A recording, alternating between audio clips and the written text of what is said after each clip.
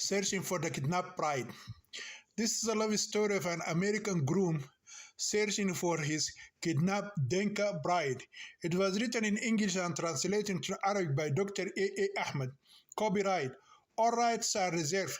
No part of this book may be reproduced, stored at rival system, or transmitted in any form or by any means without the prior written permission of the author, except by a reviewer who may quote brief passages in a review for a print in a newspaper, general magazine, school journal, or university article.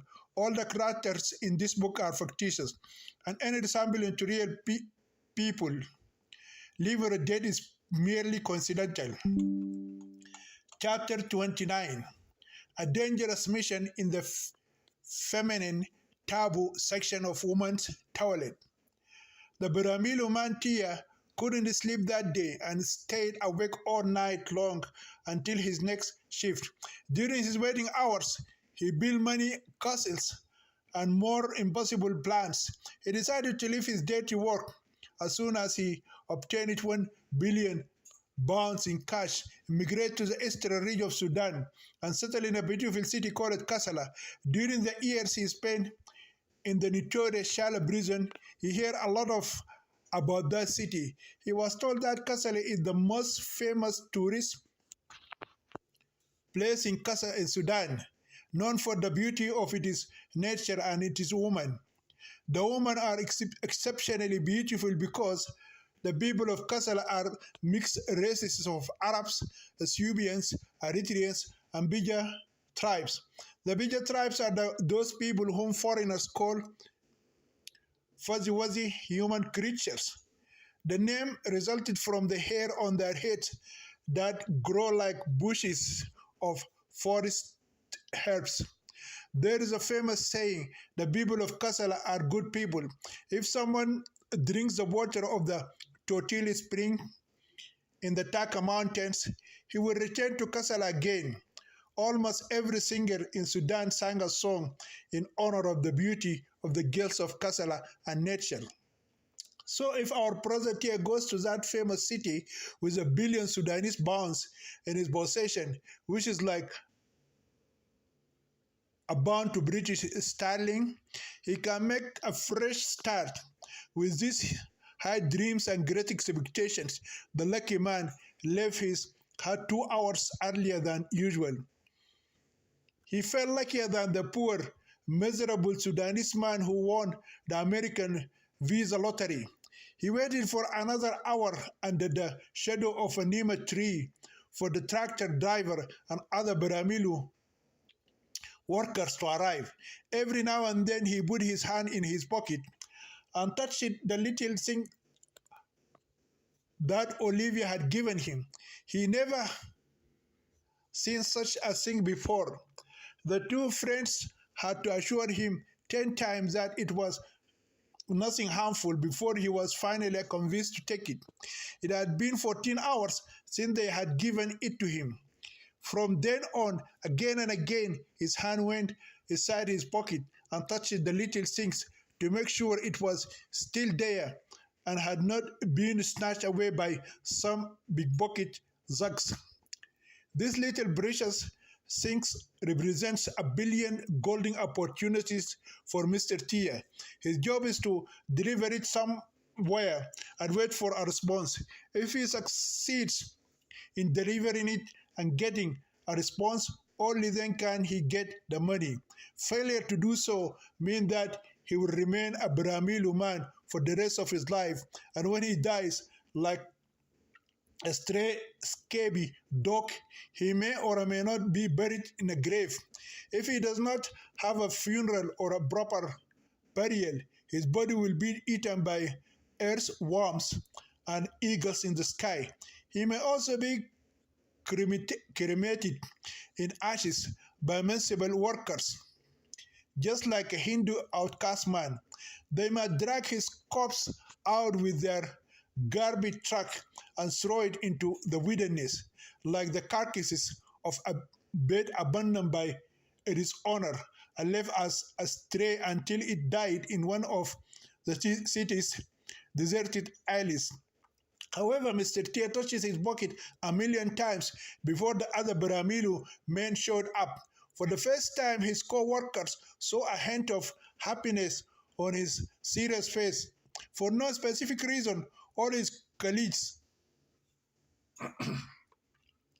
detest him and hate to see his ugly face. From day one, all his co-workers hated him and strove to get rid of him.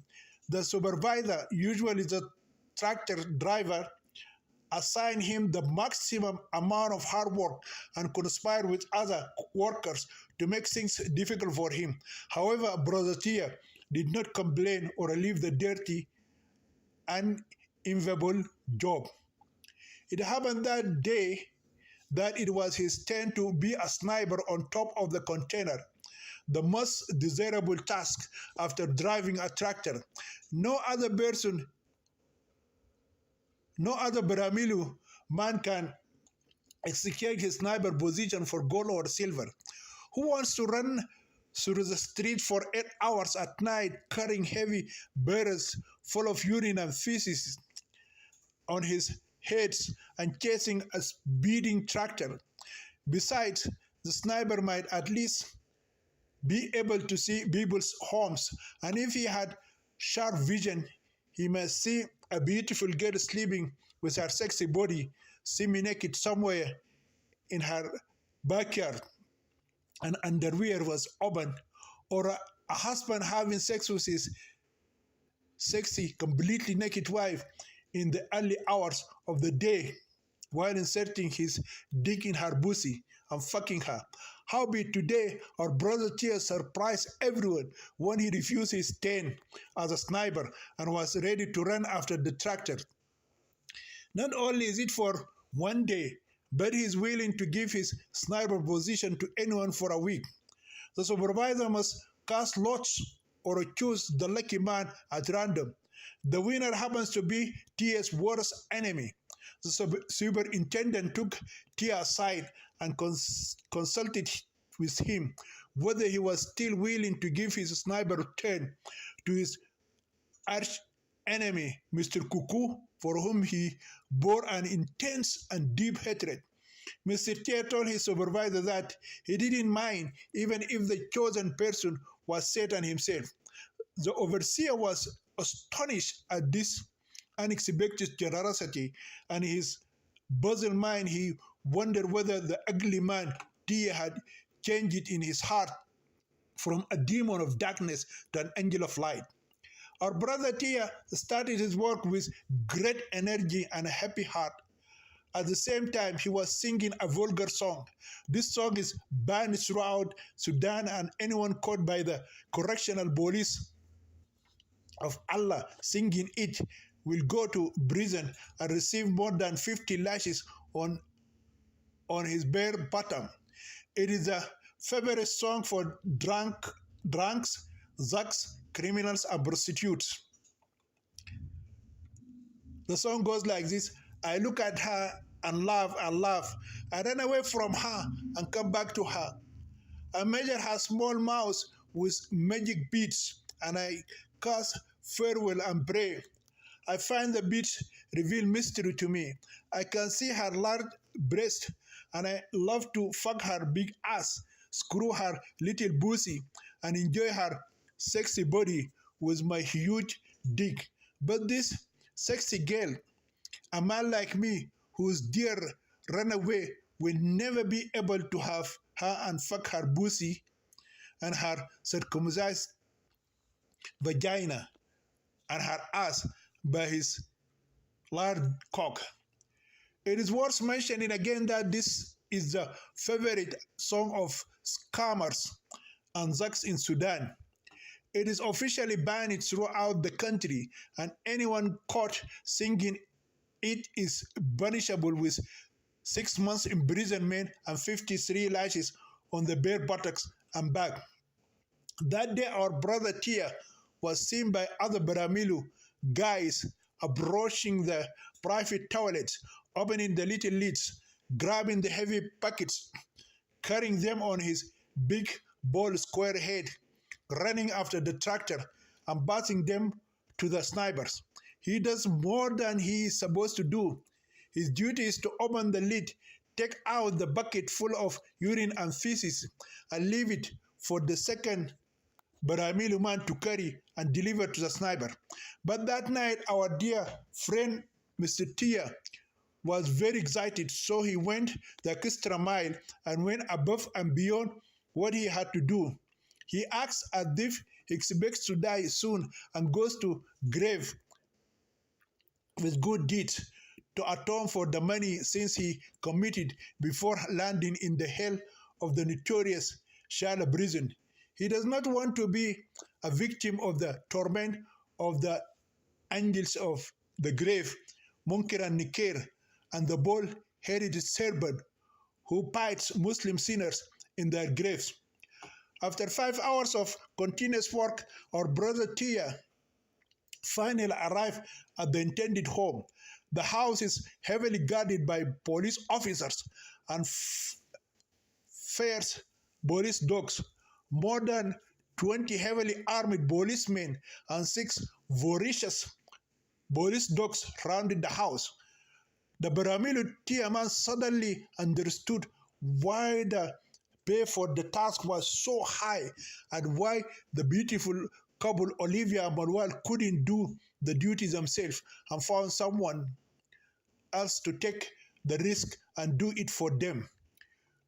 What he cannot understand is why the person to whom the small things must be delivered cannot go out and collect it from himself.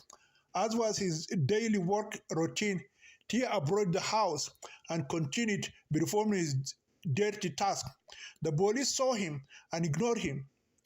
Each of them put his fingers in his nose to protect his lungs from the deadly and foul-smelling epidemic. Even the police dogs kept themselves out of his way. He bent over the man's toilet, lifted the lid, took out the bucket, ran after the tractor, and handed to one of the 2 snipers to scatter in the container. After that, he quickly returned to the woman's toilet and flipped the lid on. At this point, his speed decreased dramatically. While his left hand was flipping the cover, his right hand reached into his pocket and took out the small item that weighed less and was more expensive. Then his right hand crept under the dark. His hand reached beyond the small circle and dropped the small object into the interior of the woman's restroom. At that critical moment, for the first time in the long history of Muslim families, the sanctity of the harem was violated, and the inner and outer spaces of the woman's toilet were connected. Fortunately, there is no naked female at that critical moment inside the woman's restroom. Otherwise, if there was a woman, she would have screamed and asked for help because someone touched her pussy or her ass and got our brother Tia slain in an oral killing. Meanwhile, Baramilu's lucky man, our friend Tia, is on the knees until the little things lands in the secret world of a zone that is forbidden for any man to access, even if he is a husband or a father. His first mission was completed successfully when the precious little things reached the female taboo section, which no creature with a penis is allowed to enter, even if it is a dog. Chapter 30. About being a slave woman and a totem animal in an Islamic household. A strange man like Brother Tia might have been likely to enter the Holy of Holies of the temple and not be killed, but he could not survive if he entered the woman's taboo section of the holy residence of an honorable Maulana of a mosque in a Muslim country. The sacred residence of such a virtuous man, who is the Imam of the Grand Mosque, has a forbidden section that considers to be taboo by the Quranic divine revelation and confirmed by the sacred Sunnah inspired by God to his beloved Prophet Muhammad. The females who live there are like totem animals. No human being can enter this forbidden section if he is not the man of the house himself or the wife's relatives, such as a father or a brother. Even her in-laws are not allowed to approach that taboo woman section. The Prophet Muhammad said that a wife's family, such as her father-in-law or a brother-in-law, pose a danger to her, such as this. Therefore, there is no other way to reach that forbidden taboo section except through the small opening that our brother Tia used to bath the small object, which now sits waiting to be noticed. Because he is from the Brahmilu group or the sons of Bandia, he was able to reach the women's section, which was cordoned off and isolated from the rest of the sacred house. The female totem animal who happened to see the small smuggled object and picked it up is a beautiful teenage girl of blossoming age. She is the same girl whose sad situation led the Shamashas public to turn the city upside down recently as a result of the Sharia court's recent decision that upheld the legalization of slavery, which Islam permits in the Holy Quran and the Prophet's sacred hadiths to this day. Her name is Ikhlas, meaning devotion, loyalty, and obedience. Since the day she was stolen from her village in South Sudan, brought to the western region of Darfur province, and sold as a slave, her mind had never known peace. For 14 months, she suffered every kind of abuse, rape, torture, suffering, slavery, and sexual humiliation. The worst period was the time she spent in the brothels in the huts of Bint Zubair Basha. While in those notorious brothels and parks, she was tied with ropes, beaten with whips, circumcised, genitally mutilated, and gang raped. Because she is a Christian, she was not circumcised when she was a young child with her family in the south. The evil Bint Shaitan Basha circumcised her because she decided to reduce the size of her pussy and make it just a small hole like circumcised Muslim girls. This way, she thought she could make more money by telling her lustful customers that she was a circumcised Muslim girl and not an uncircumcised Christian girl. She was raped by more than 50 men in less than a month through prostitution. The evil woman Bint Zubair Basha did everything in her power to ensure that Ikhlas was tamed, destroyed her spirit, and made her an obedient slave. She used a hot nail to draw the Islamic crescent sign on her chest as a trademark, as if the Denka girl was a product being imported for sale, just as her great-grandfather Al-Zubair Basha Wad Rahma used to do for the slaves before sending them to the slave markets abroad. She named her Ikhlas to ensure that she would live the rest of her life loyal and obedient to her. The evil Bint al-Pasha has a habit of drawing a crescent moon tattoo on the pussy of each of the 50 prostitutes she owns as sex slaves. But there is no salvation as she draws that tattoo with fire on her chest and pussy after her circumcision of Ikhlas. The real name of the kidnapped Denka girl is Ayan Majok. She is a Christian by birth. Janjaweed Muslim invaders had raided her village, kidnapped her when she was a 16-year-old teenage girl. The evil woman bit al-Basha brainwash her and fill her heart with fear. The kidnapped Denke girl, Ayen, was made to believe that if she tried to escape, she would either be shot by Bint Zubair's armed gangs or killed by the ravenous dogs. Accordingly, she accepted the fulfillment of her lot in life and remained in the prostitution and slavery camps until fate sent her to the house of Imam Abdurrazik. But the million-dollar questions: how did Ikhlas move from the house of vice to the house of virtue? As a secret deal, one day, the daughter of Zubair Basha came to her hut and talked with her. Under the agreement, the kidnapped girl must choose between prostitution and slavery. If she accepted the new deal with all its conditions, she will move from the house of vice to the house of virtue.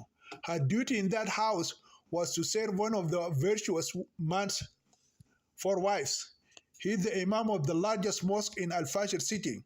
She will be an unpaid maid.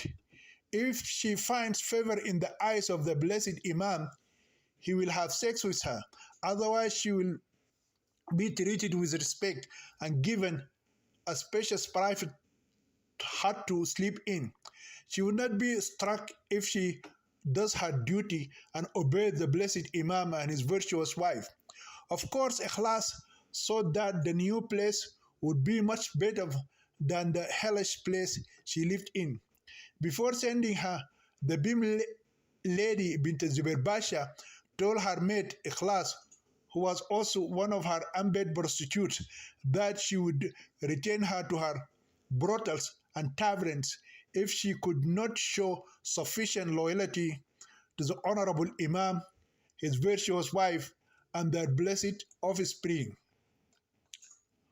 When the Christian girl Ikhlas arrived at the Imam's house, she was forced to become a Muslim against her will and taught how to perform the obligatory 5 daily prayers and fast 30 days in the month of Ramadan. From the beginning, the Imam's wife knew that her husband was sleeping with the new slave girl at night. The first wife is 57 years old, while her beautiful teenage maid is 17 years old. Maulana is an old man in his late 70s. Naturally, the kidnapped Denke girl found the new home much better than the den of prostitution and the sale of alcohol and drugs.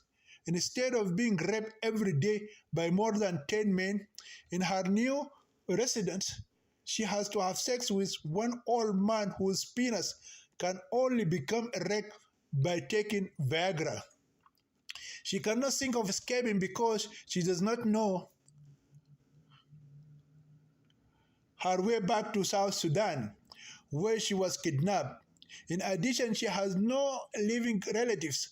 She knew that the Muslim Janjaweed invader who stole her from her home and village has slaughtered her entire family and Denka people. Ikhlas lived in this house of virtue until she became pregnant by Maulana and gave birth to his child at the right time. The newborn is a girl, and her biological father named her Sakina. But the holy man of God refused to give her his first Muslim name, Abdurrazik, or his last Arabic family name, Al-Mahdi, because she was a slave. In the Imam's house, her child is known as Sakina, the slave girl's daughter, or the Denke girl's daughter. After the trial, the Sharia court ruled in favor of the Imam, and Ikhlas officially became his Jariya, or his slave girl, with whom he could have sex without a permissible Islamic marriage. This is because the Prophet of Islam, Muhammad, had sex with his Christian slave girl, Maria the Copt, without marriage. He had an illegitimate child, or what haram, by her, whom he named Ibrahim. Therefore, by order of the Sharia court, Maulana can continue to enslave his Jariya and have sex with her without the need to contract a halal Islamic marriage with her because she is his slave. If he dies, she has no right to inherit any of his property and money because she is not related to him by kinship or a marriage. In all this, the Denka girl was not aware of the trial until the Baramilu man, Mr. Tia, smuggled the little things into the house through the woman's toilet. The servant Ikhlas wakes up every day at 4 o'clock in the morning to perform the morning prayer. The loud voice of the Muazzin calling people to prayer is her daily alarm. Maulana's house is located 1 block away from the Grand Mosque, so the girl hears the Muazzins shouting 5 times a day as if he were standing directly above her head and calling the believers to prayer. She hears this annoying sound 5 times a day, and it regulates her daily life. Her day begins when the Muazzin shouts those monotonous words into her ears while he's standing in the minaret. God is great, God is great. I bear witness that there is no God but Allah. I bear witness that Muhammad is the messenger of God. Come to prayer, come to the success, come to prayer, come to prayer. God is great, God is great. There is no God but Allah. The first thing Ikhlas was ordered to do was to do ablution to perform the morning prayer. Her religious purification begins in the toilet. When this stage is over, she must go to a clean place and perform ablution. Then she has to go and wake up Maulana's wife. By that time, the Imam has already gone to the mosque to lead the worshipper in their first prayer of the day, known as the morning or a dawn prayer. After his wife also performs her religious purification, she will also lead the unpaid servant in morning prayer.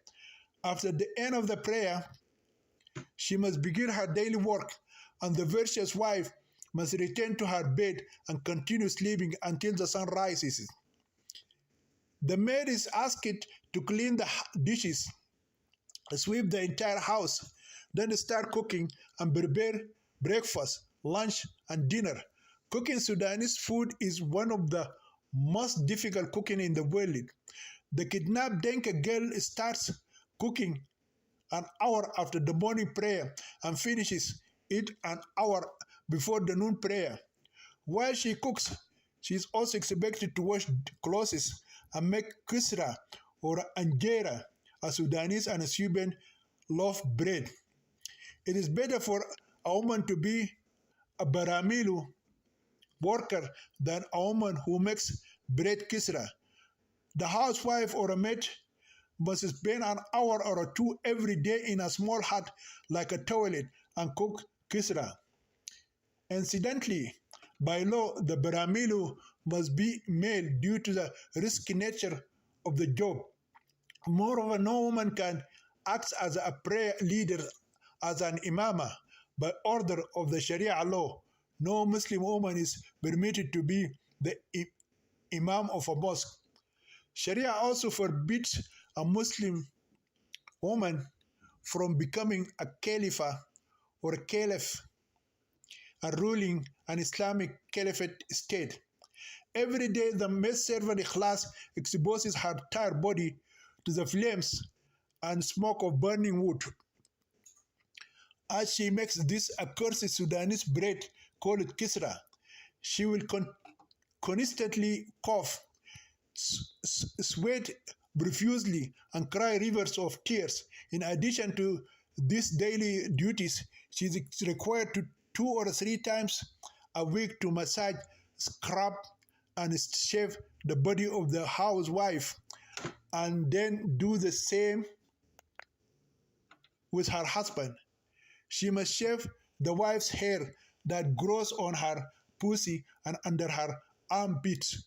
The Imam's body is like a wolf with hair everywhere except his square bald head.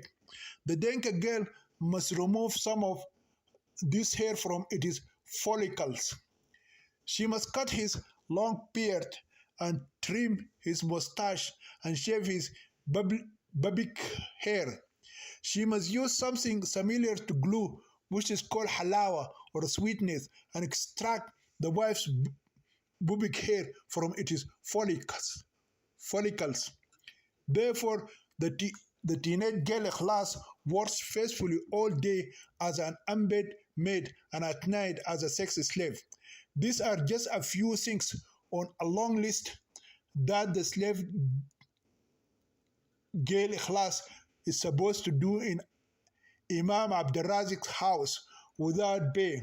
In addition to all her duties, she has to take care of her newborn baby girl Sakina. It is Islamic law that the son or a daughter of a female slave is a slave by birth. So Sakina was born a slave and she had to live and die as a slave.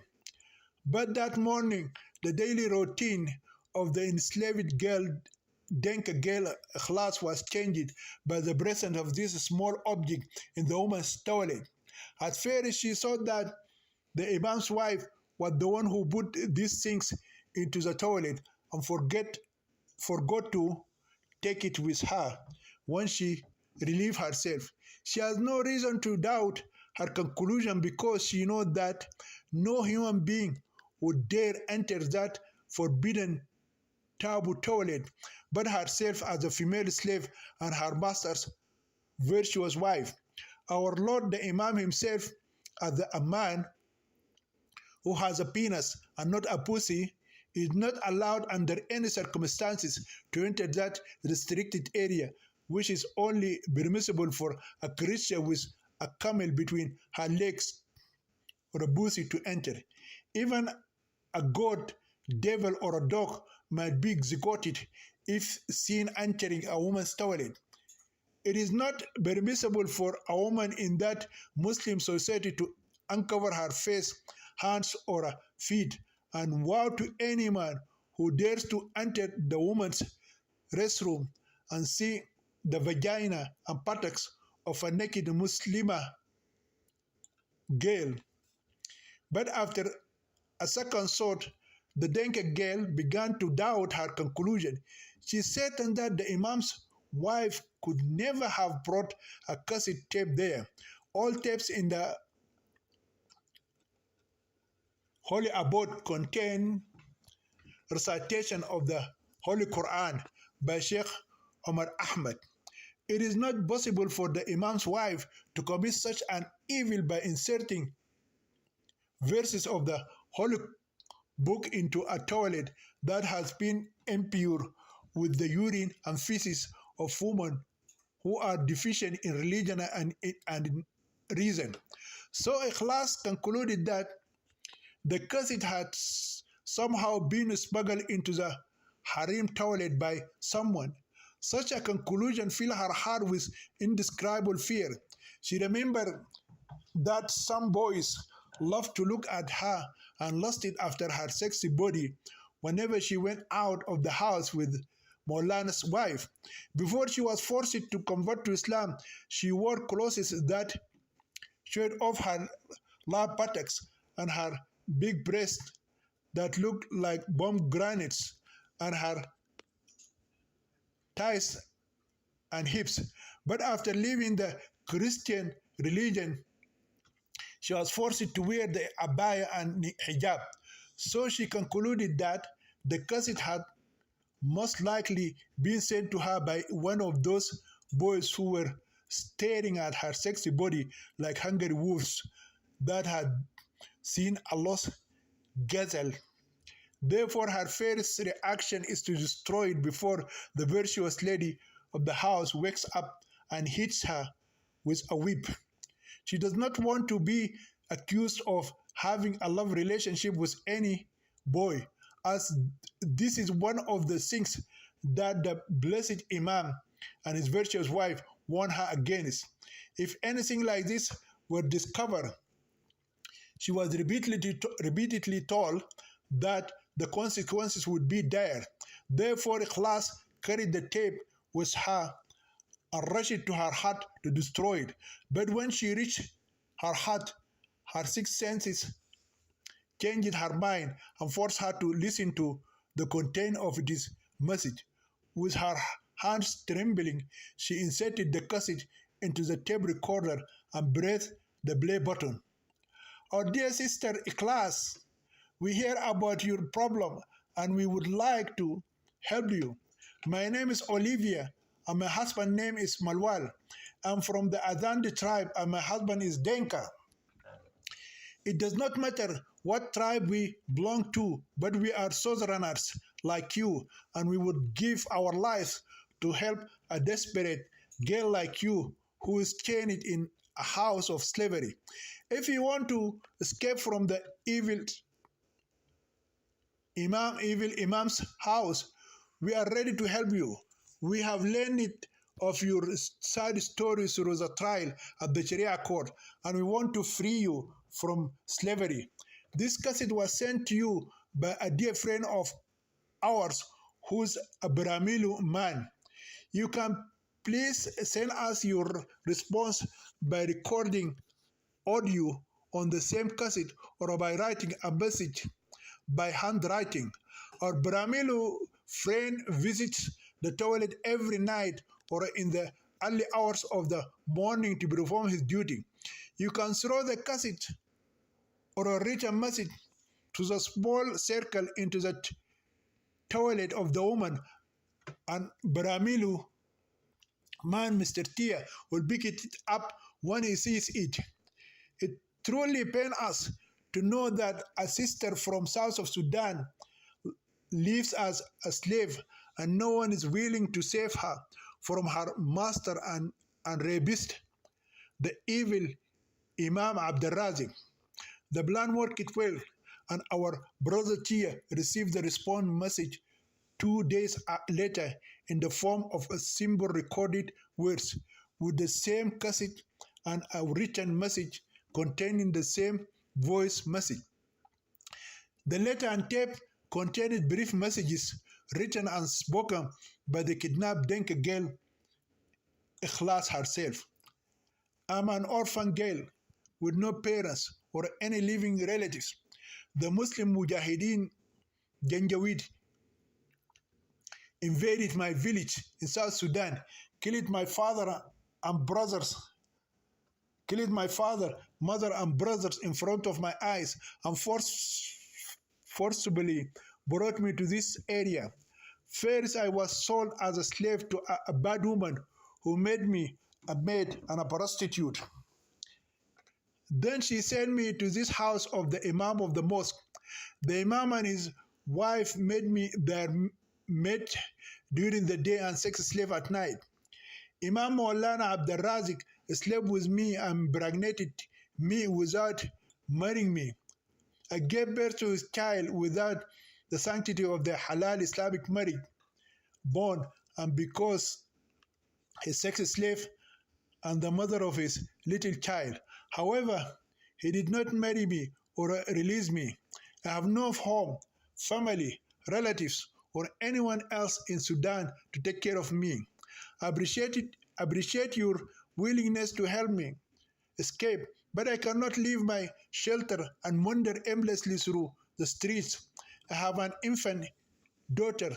If you can provide me with a safe shelter or a permanent home for me and my daughter Sakina after I leave, I'm ready to escape from the Imam's house of slavery. Once again, I appreciate your love and concern for me and my baby girl, your southern sister, Ikhlas. The two friends, Olivia and Marwan, did not expect it, the condition set by the Denka girl Ikhlas to help her escape from the house of bondage with her infant daughter Sakina. They are willing to do anything to help her escape, but they never think of for a moment that they will have to help her find shelter and permanent housing. They thought that she might ask them to help her travel to southern Sudan to her Denka people or to any other city in Sudan and meet her southern family from where she was kidnapped. In a country where almost everyone is homeless and living on the streets or living in temporary shelter, it would be impossible to help find permanent housing for the Denka mother and her baby daughter, who was raped by the evil Imam, whose adultery was justified by the Sharia court, and whose victim was considered a permanent sex slave under his slavery. Moreover, Sudan, one of the Muslim country. Moreover, Sudan is one of the Muslim world countries whose citizens have become refugees in their homeland, like Syria and Iraq. Thousands of Southerners and residents of Darfur and the Nuba Mountains have become refugees and live in refugee camps in Sudan and Chad. Thus, her condition made the two friends helpless, and thus they dropped the idea of helping her escape from the adulterous Imam's house of slavery and continued searching for the missing bride, the Denka girl Ayen Majok, elsewhere. Unfortunately, the two lovers, Malwal and Olivia, do not know that the enslaved girl Ikhlas is the kidnapped Denka bride Ayen herself, for whom they did not leave a stone unturned during their search for her. One Malwal asked the crippled Southern man who took him to the African Laconde Hotel how long the slave girl had spent in the house of slavery. The Denka man answered him by saying 10 years. This is one of the serious problems in social life in Sudan. If you ask someone anything, he or she will give you their answer even if they don't know it. Everyone claims to know everything, even if he is an ignorant Muslim or an illiterate Muslima and did not go to school. Every Sudanese behaves as if he is a university professor with a doctorate or a omnipotent, omniscience, or omnipresent as God Almighty. But in reality, everyone is jack of all trades, master of none. So the Southern lame man created his answer from the invasion of the daughters of his brain that led Malwal astray. For this reason, the American groom concluded that the enslaved Denka girl, Ikhlas, who spent 10 years chained in the house of bondage, could not be his missing Denka bride, Ayen, who was kidnapped by the Muslim invaders from her village Tawila in South Sudan and almost about a year and a half ago.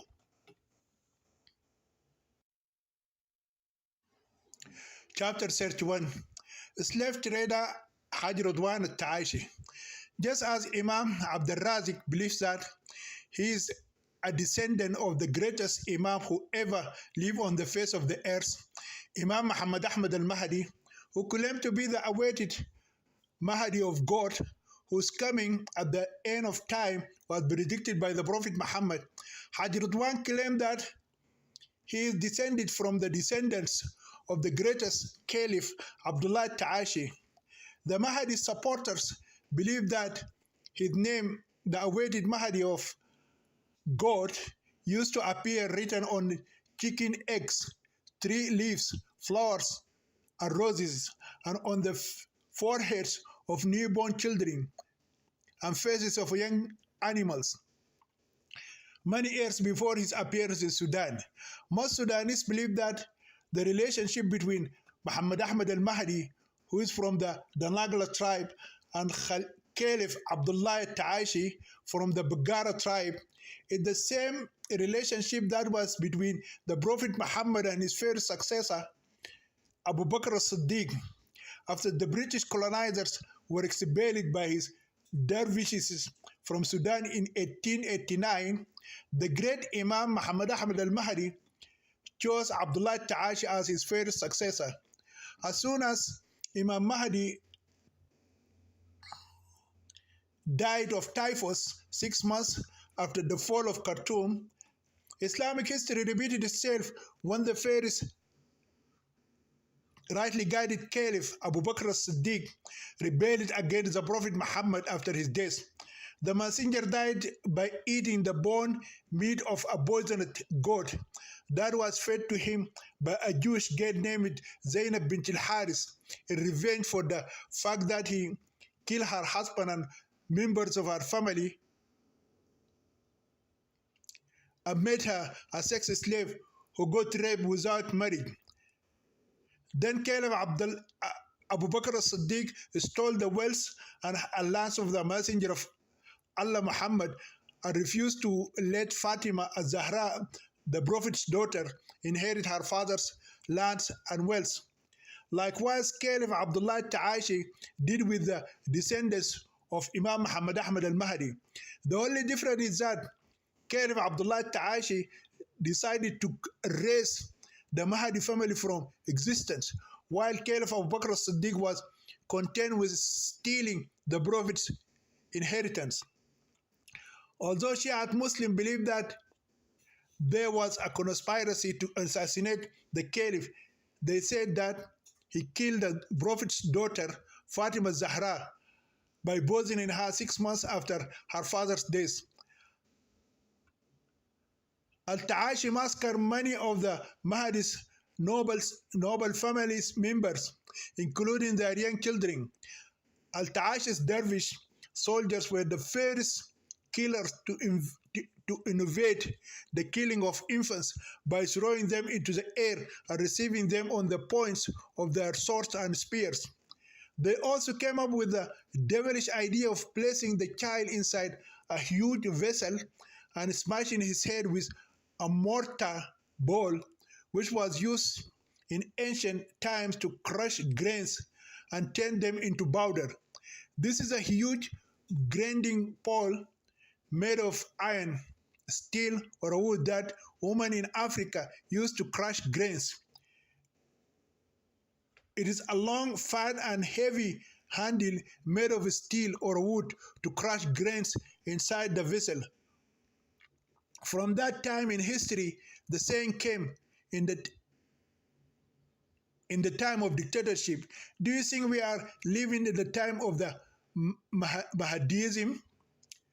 When Caliph Abdullah Ta'ashi wiped out the noble people of Muhammad Ahmad al-Mahdi, he wanted to spread Islam throughout the world, inspired by the invasions of the rightly guided caliphs. He sent an Islamic army with mujahideen to Abyssinia, today's Ethiopia, led by Azaki Tamal. The success of this army led the caliph to decide to send another army of Muslim mujahideen to the United Kingdom to force Queen Victoria to convert to Islam. This is a message he sent her before he sent his mujahideen dervish warriors to invade the United Kingdom and conquer it by the sword. To the British Queen Victoria, to the Queen of the British Empire Victoria, I'm Abdullah Ta'ashi, Caliph of Muhammad Ahmad al-Mahdi. I invite you to convert to Islam. If you want to come to me, or else I will send my forces to defeat you and bring you to me in chains. When we defeat you and convert you over and Islam improves, I will force you to marry Yusuf the Decane, written and sealed by Abdullah al-Ta'ashi, successor of Imam Muhammad Ahmad al-Mahdi. The original copy of this letter is preserved today in the Louvre Museum in London. Caliph al-Ta'ashi threatened to force the queen of the greatest empire in the world to marry Yusuf the Decane as punishment if she refused Islam and did not come to him voluntarily or unwillingly, because that man is the ugliest creation of God ever. It would be difficult to describe Yusuf the Decane's appearance in words. He was as short as a 5-year-old child, and his head was the size of an elephant. His ears were like shields, and his eyes were as small as the holes of a needle. His beard looked like an old broom, and his mustache like a dirty brush. He had no neck or a waist. His head is square, and he looks like a hunchbacked Asian man, 2 feet tall and 90 years old. He looked like an irregular square. In his external appearance, he resembles the cartoon films of Tom and Jerry. When the cat Tom swallows, a large sinks in his stomach and becomes square in shape. He also resembled the creepy Hobbesian golem from the Lord of the Rings movie. He also looked like the Tasmanian devil in Looney Tunes or a Bugs Bunny and Tweety Bird. In addition to all that, he was just a few steps away from the grave. The most interesting thing about him was his jubba or a jalabiya, which was made of every color in the universe. His jubba had two pockets. One of them covered the entire area of his chest, and the other covered the entire area of his back. Today, his jalabiya is called the Ansar's jubba, and it is worn by the followers of the Mahdi and the Taishi to this day. There was no known explanation as to why these two large buckets were designed for him by the tailor. Each bucket could hold a 3-year-old toddler, like what a female kangaroo does with her baby, and carries him in her stomach bucket. Fortunately, in the end, Queen Victoria did not have to unwillingly marry such an ugly and terrifying creature, and human master ascended to the throne of the great British Empire as a child born to this unlikely union.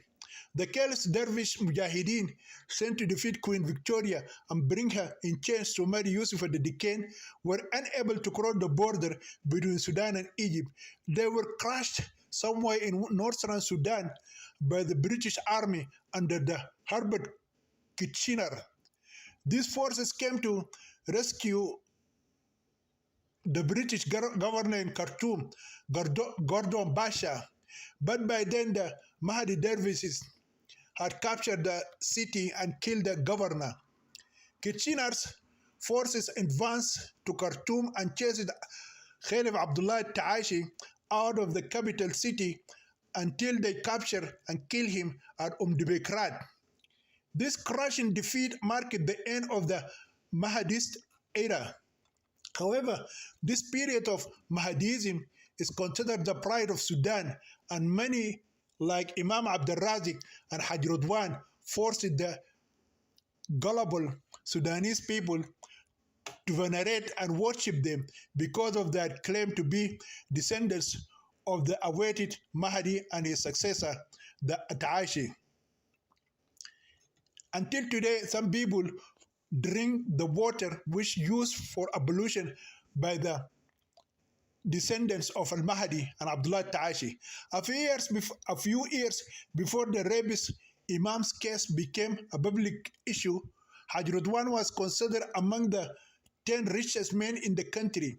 However, the recent shift of labor force from the western region to the eastern region of Sudan has caused huge losses to Haj Radwan's agricultural business. Before the boom in farms in the city of Gadarif in the eastern province of Kassala, Haj Radwan could easily hire cheap labor for his farms. Most of the farm workers came from Darfur and Chad. Although these workers belonged to different tribes, they were all called Masalit. The name refers to a place in Chad called Dar Muslat. Most of the Sudanese Masalit used to live in the city of Nyala, but recently the Arab Janjaweed expelled them from it after they committed horrific massacres and mass rapes. Since Darfur is the land of the four tribes, Darbusalat is the land of the Masalit. Despite the name, but not everyone called Muslati is from that region in Chad. Most of them are indigenous Sudanese and have their own villages and towns in Darfur region. In the past, Hajrudwan had no difficulty recruiting Masalit to work on his farms as cheap labor. His problems began when some Masalit discovered that in the eastern Sudanese city of Gadarif, they could receive higher wages for doing the same work they did for Hajrudwan every year. Every worker who went to Gadarif town returned with extra savings and radio in hand. Radio is considered a luxury for these workers. Every entertainer loves to have a radio. A common phenomenon in the city of Gadarif is seeing 10 Masalit men sitting at the same table in an open coffee hut, each with his own radio.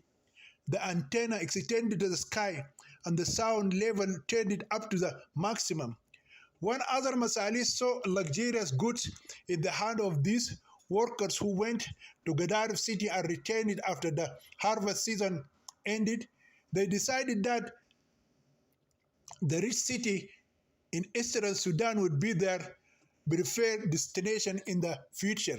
Therefore, Hajrudwan's agricultural business began to suffer more losses every year. He tried different methods to solve the problem, but all his efforts failed. When all tricks to attract cheap labor failed, Hajrudwan al-Ta'ashi resorted to the old Islamic system of armed invasion and slavery. He began organizing armed Janjaweed militiamen, raiding Denka villages in South Sudan, and invading refugee camps in the cities of Babanusa and Al-Mudlid. Other farmers resorted to the same means to obtain free workers. The civil war in the south of Sudan forced millions of Southerners to flee their cities and villages, come to the western region, and join refugee camps. Hajrudwan al-Ta'ashi and other Arab Janjaweed farmers began attacking those camps, which sparked terror in the hearts of the defenseless refugees.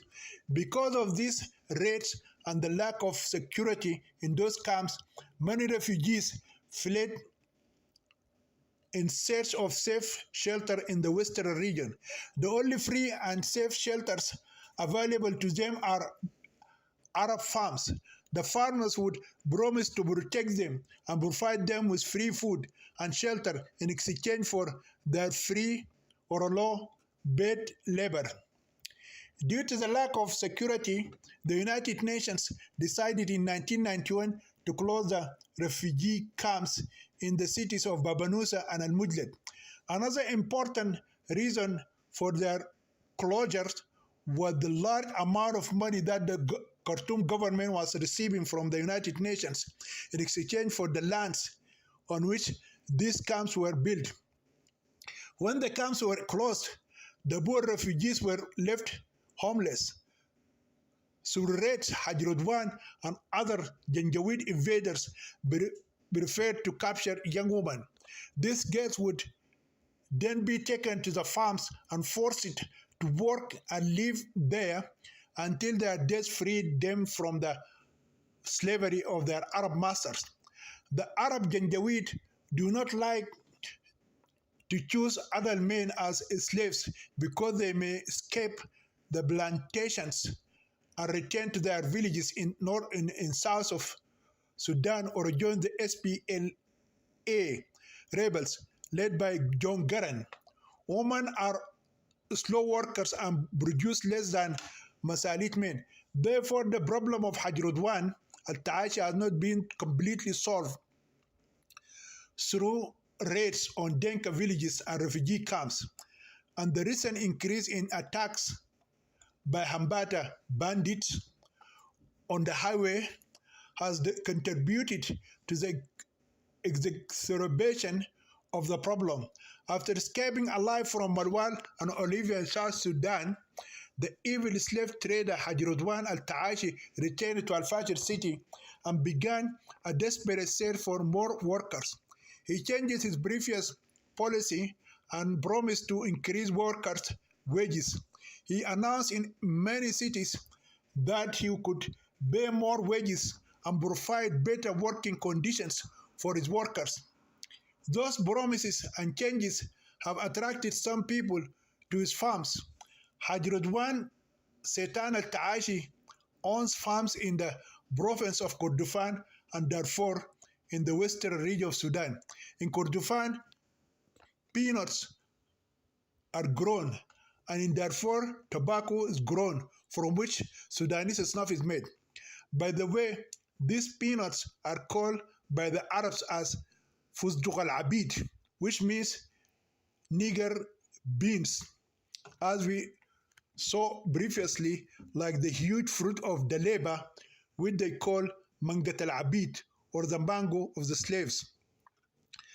Sudanese snuff is considered an international illegal drug like marijuana or hashish, but in Sudan it is treated as type of tobacco like cigarettes or shisha, and its use is permitted.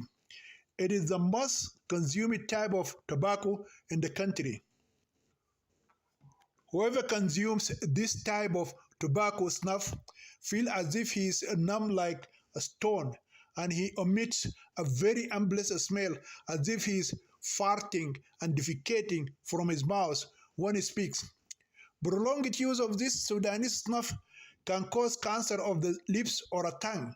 Most workers prefer to avoid working on the snuff farms and instead lock themselves into the working on the peanut farms.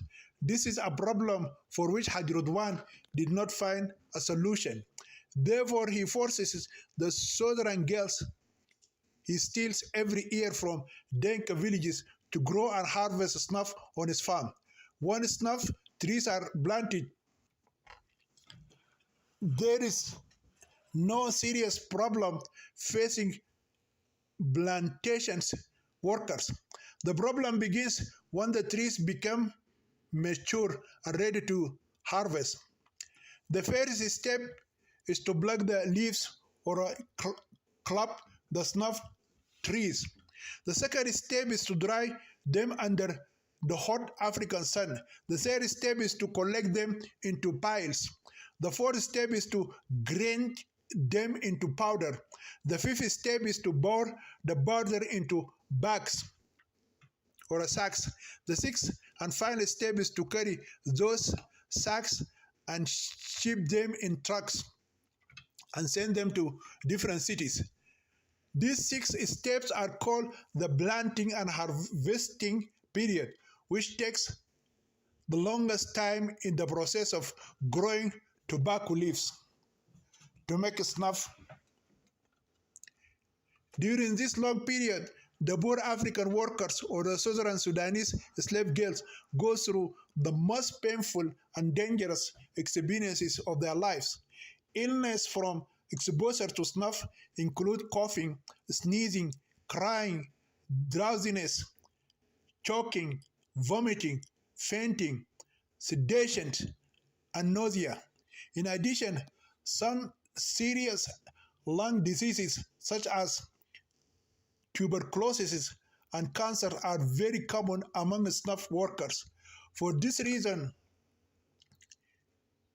any ordinary worker would rather become a Baramilu man than a snuff farmer.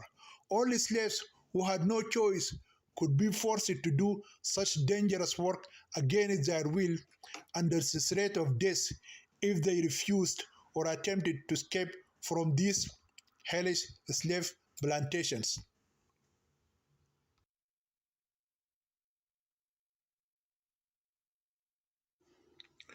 Chapter 32. The Zak woman Bint al-Maknimir. The lovers Manuel and Olivia searched all over the western region of the country for the missing Denka bride Ayen until they were finally led to look for her in the slave farms of Hajrudwan al-Taashi and the refugee camp in the city of Babanusa. They divided the difficult task between them. Malwal decides to go to the slave plantations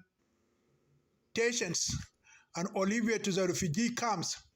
The two lovers separated from each other at the railway station in the city of Al-Fashir, where Olivia boarded the train and headed to the refugee camp in the city of Babanusa in the Kordofan region, and Mulal traveled to the slave farms in the Darfur region. Before they said goodbye to each other, they prayed to God for protection and success, hoping that they would succeed in these two dangerous missions and that they would meet again in the city of Al-Fashir in the hotel where they were staying as husband and wife. Although they are not married and have not had sex together, they falsely claim that they are married because the law does not allow a man and a woman to stay together in a hotel without being married. On that day, the brave Azandi girl Olivia boarded her train and headed to the refugee camp in the city of Babanusa. She heard a lot of terrifying stories about the refugee camp in that city. Only her unwavering love for her Denka friend drove her to risk such a dangerous journey to a place that resembled a death concentration camp. Olivia heard from reliable sources that the Islamic militiamen of the Arab Janjaweed regularly stage raids on the camp and forced the poor refugees to flee for their lives. Even the local Muslim citizens of the city harbor a deep-seated and unjustified hatred towards the Christian refugees from South Sudan and have tried several times to force the government to close the refugee camp that was established near the city. Citizens seem to envy the Southerners for the free food and medicine they receive from the United Nations in the refugee camp.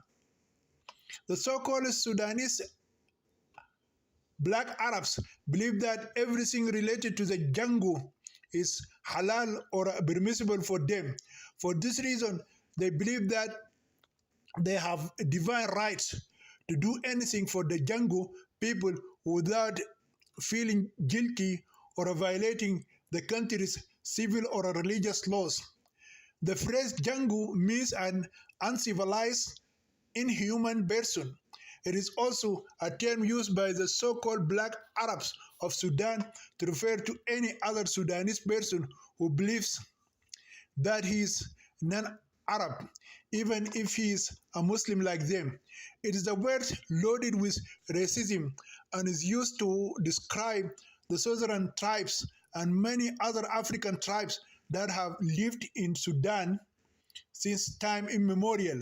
Therefore, the Jangu also include the Sudanese African Muslim tribes such as the Four, the Gawa, Masalit, and Nuba. In addition to the southern and Christian tribes such as the Denka, Niwer, Shulik, and Azandi. Arab Muslims throughout the country also believe that all things of the jungle are permissible for them. In other words, they believe that the jungle, man, cows, other livestock, women, children, and any other things belonging to him can be taken from him by force after he is killed. Of course, Sudanese law prohibits such practices, but in practice, these racist crimes occur in broad daylight and before the eyes of law enforcement officers, as proven by United Nations reports on the actions of the Arab Janjaweed in the Darfur region. The majority of the Janjaweed are Arabs from the Meseria, Rezegat, and Bagara tribes. Olivia arrived in the city of Babanusa after a very stressful journey on a crowded passenger train. She she booked herself into a decent hotel as a foreign Christian correspondent for the United Nations, delegated from Uganda to conduct a research on the conditions of southern refugees in Sudan. If she had not claimed to be a Nations employee, she would not have been allowed to stay alone in a hotel room without her husband, father, brother, or a grandfather, even though she is a Christian and wearing a cross around her neck. Olivia then rested for a day before visiting the southern Christian refugee camp. When she arrived at the camp, she was shocked by the large number of refugees. She realized that she might need a month to inspect all the refugee tents into which both southerners were cramped like chickens in cages on farms or sardines in tents. However, her first day's experience proved her wrong, and from that day on, she no longer needed it to return to the death concentration camp, euphemistically called refugee camp. It so happened that after the Azandi Gale spent just a few hours moving from tent to tent and talking with refugee women from the Denka, Shuluk, and Nuer tribes, the Muslim Janjaweed raid took place before her eyes. The raiders covered their faces with black turbans, called it kadamol, like those niqabs worn by Muslim women who consider it taboo to reveal their faces. They are all heavily armed, organized like militiamen, and wearing in their shoulders talisman and amulets. In fact, the Khartoum government armed all the Arab Janjaweed tribes and organized them into local militias under the pretext of protecting themselves from a possible attack by the southern rebels of the Sudanese People's Liberation Army (SPLA) and the four rebels. In this way, they placed weapons in their hands to help them commit genocide against other African tribes who had no firearms other than bladed white weapons such as swords, spears, axes, and knives. This is what happened recently in the western region of Sudan, which caused the United Nations to accuse the Muslim government of violating human rights. As a trained rebel soldier, Olivia knows how to escape an attack by armed Arab Janjaweed militias. She ran for her life, leaving behind refugee camp that was raided. During her miraculous escape, she witnesses with her own eyes the killing of many innocent Christian refugees. Those who were strong and capable like her made it out of the burning camp. They have nowhere to run to except the police station. The Muslim raiders followed them to the police station and shot many of them on the way, leaving them dead like wild animals that had been hunted and killed by hunters. At the police station, both refugees sought protection and safety. The policemen, themselves Arab Muslims, reluctantly placed them in some huts that are usually used as detention rooms to house suspects and criminals. Olivia happened to be one of those lucky southerners who found favor in the eyes of the Arab policemen. She pretends to be a foreign correspondent from Uganda sent by the United Nations to visit the refugee camp in the city of Babanusa and is thus allowed to stay inside the main police station office until a police car can smuggle her out and take her back to her hotel. In the huts of the police stations, the Christian refugees believed that they were finally in safe hands. Their terror of their ordeal and their miraculous escape from the killing machines of the Muslim raiders. Many of them rested, and some even slept. At the sunset, thousands of Arab Muslim residents of the city of Babanusa gathered and surrounded the police station, demanding the release of the infidel Christian Southern refugees and their expulsion from their city. They threatened to burn the police station if their demands were not met. The police rejected these demands and ordered citizens to disperse. While the policemen and citizens were having a heated debate of the fate of the Christian detainees, one of the Muslim women in the crowd proposed a devilish plan and took the initiative to implement it.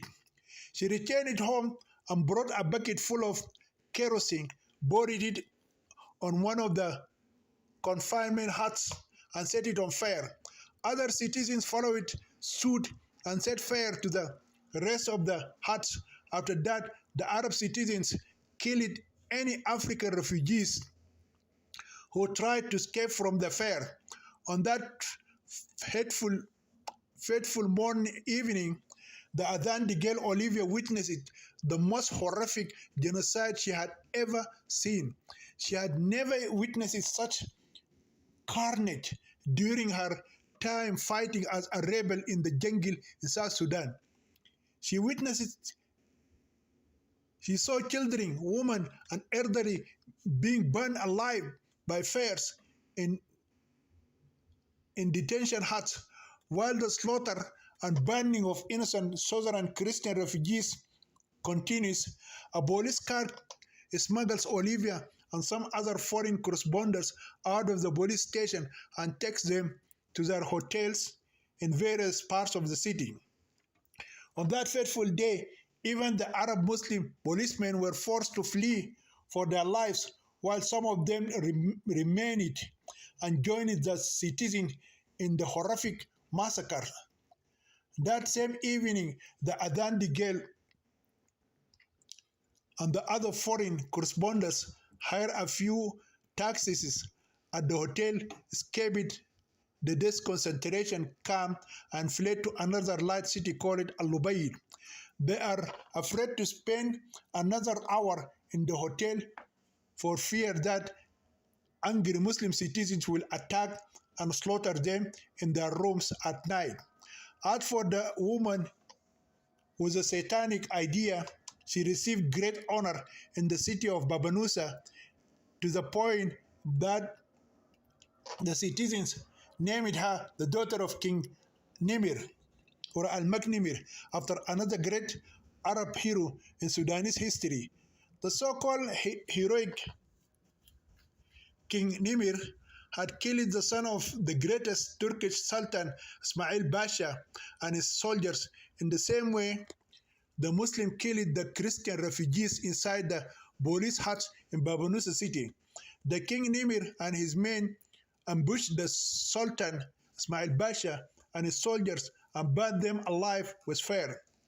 Sudanese history recorded that King Nimir later fled from the army of Al-Diftirdar, which came to avenge the son of the Sultan, who was burned and treacherously murdered.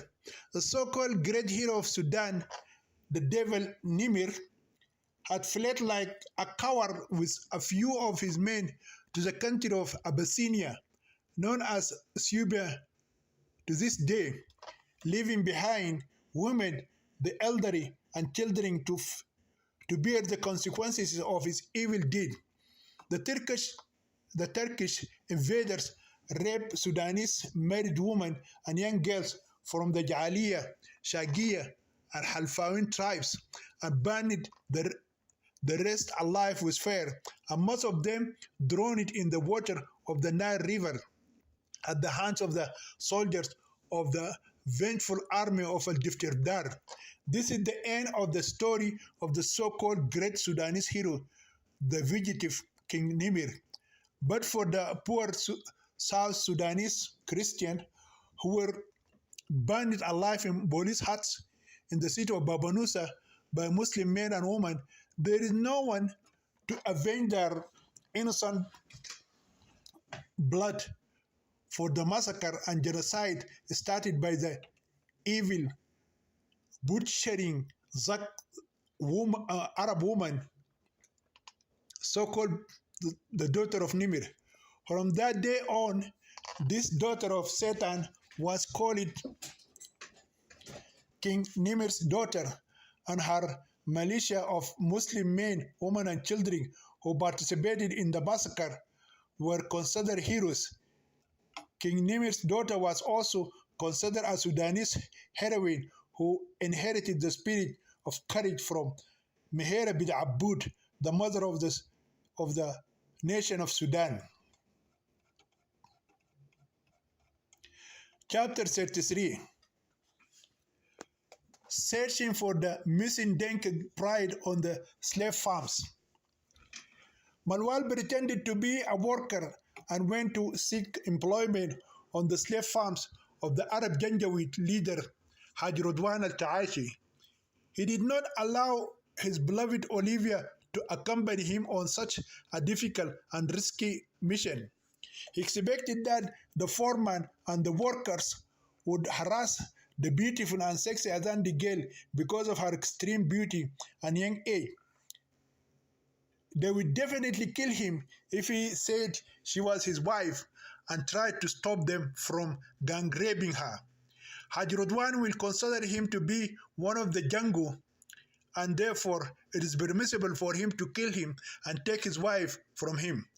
For this reason, the lover sent his beloved to search for his kidnapped bride Ayen in the refugee camp in the city of Babanusa, and he preferred to take a risk himself and go to search for her in the slave farms in the wilderness.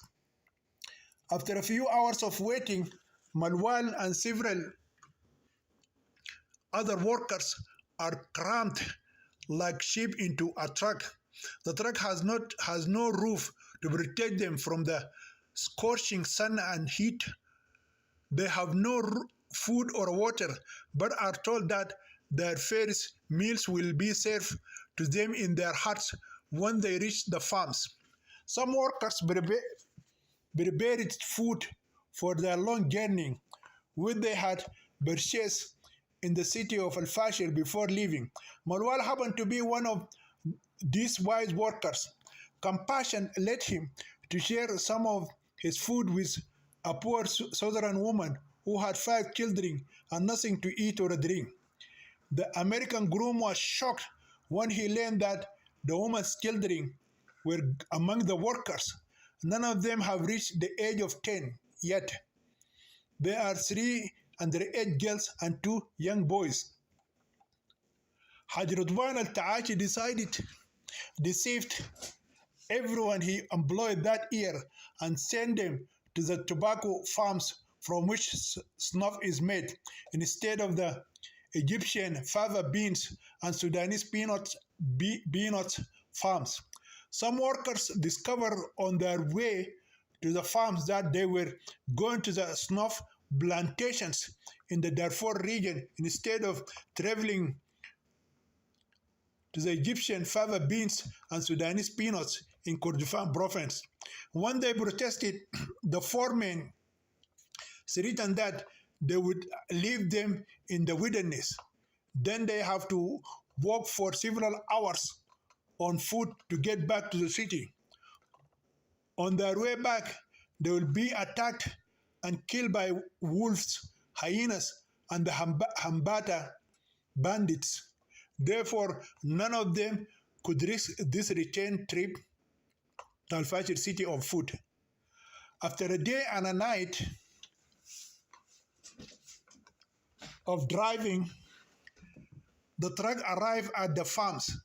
The soldier's mother of the little children said to the American groom that some workers live permanently on the farms. So Malwal decides to search for his missing bride Ayen, and once he finds her, they must escape together from those slave plantations. His luck sent him to the first farm along the way. The truck resumed its journey as soon as a few selected workers jumped out. Malwal, along with 6 other men, 2 women, and 5 children, walked for 2 hours from where the truck dropped them off to the camp, where they were supposed to stay and work for 3 months. They are half dead, thirsty, and starving when they arrive at the Kambu, the farm camp. The Kambu camp consists of 4 huts built in the center of each farm to house the workers. There are 3 are for housing male workers, and the fourth is for female workers. 3 are for housing male workers, and the fourth is for female workers. 3 of these huts were fully occupied by male and female workers, and the fourth did not have enough space for the new arrivals. Men, women, and children must sleep close together and unattended. In the Kambu, therefore, gang rape of women is not rare. Even a girl can be raped in front of her crying mother. Sometimes a mother may sell her female child in an Islamic marriage to a grown-up man who is older than her father or a grandfather. Therefore, life in these isolated agricultural huts is worse for female workers or slave girls than in the brothel huts of Bint Zubair Basha. Most of the workers are women and children from South Sudan, Darfur province, and the Nuba Mountains. The rest are men from the Masalit and Zagao tribes. Marwal could imagine how these poor southerners got here. At least 15 to 20 people live in each hut. There is no toilet in the Kambu camp. Workers must go into the wilderness to answer the nature's call. They must relieve both urine and feces in the open, just like dogs do in the streets. Most workers only shower once a month, and when it rains, they also get a free shower from nature's sky. Each worker is expected to prepare his own food and is given some flour and dry fish. This is the diet available to workers for a full 3 months. To add variety to this daily meal, some forage for edible insects or animals in the wilderness.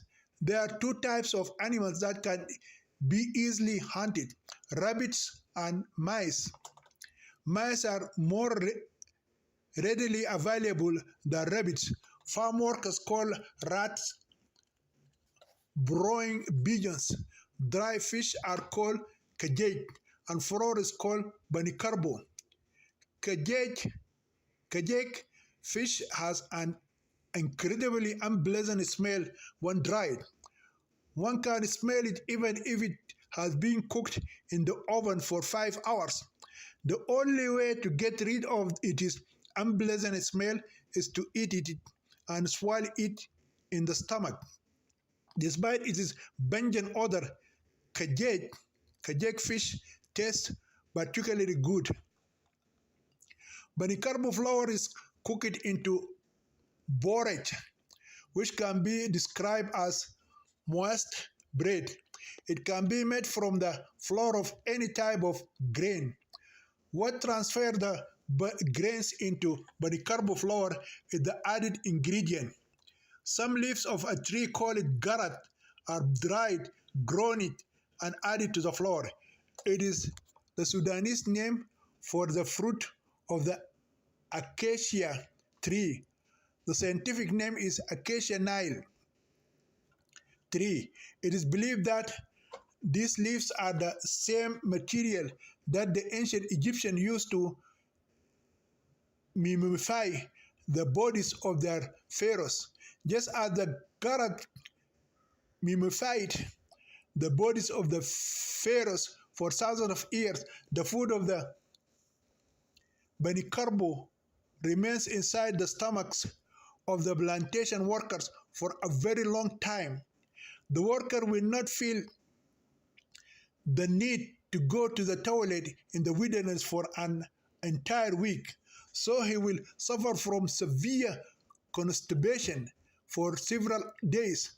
When he finally feels the need to defecate in the open, he will experience the same labor pain that a pregnant woman goes through before giving birth to her baby. Therefore, there is wisdom behind feeding baricarbo to farm workers. They are expected to work from sunrise to sunset. Kajek fish and baricarbo bread will kill their appetite and prevent them from wasting time going to the toilet. And when they feel pain during a bowel movement, they will never eat much again. When they defecate, they feel as if they are passing rocks through their buttocks out of the small openings of their rectums. They can urinate everywhere while they work, but they are not allowed to defecate near the plants they grow.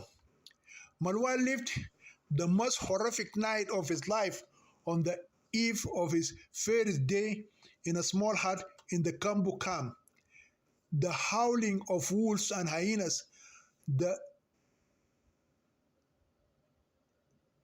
stinging of mosquitoes and other vampire insects, and the movement of scorpions and snakes drove the sleep from his eyes. He spent the whole night sitting on his bed fighting with mosquitoes, which felt like they had sucked half his blood.